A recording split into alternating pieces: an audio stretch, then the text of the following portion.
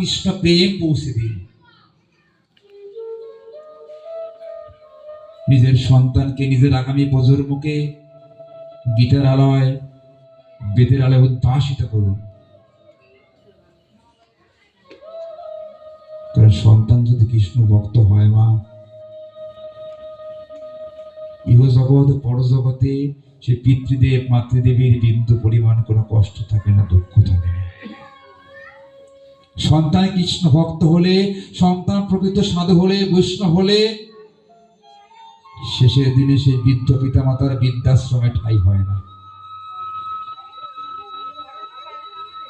শেষের দিনে পিতা মাতার দুই মিষ্টি অন্নের জন্য ক্রন্দন করতে হয় না।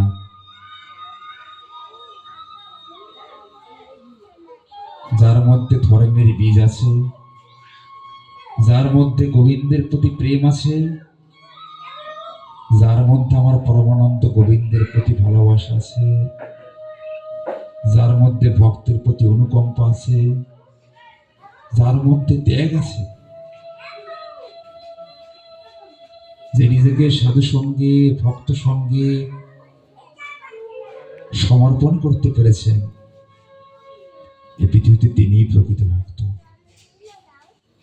আর প্রকৃত ভক্তের সংস্পর্শে গেলে, প্রকৃত ভক্তের দর্শনে গেলে নিজেকে ভক্ত হিসেবে তৈরি করা যায়। শাস্ত্র বলেছে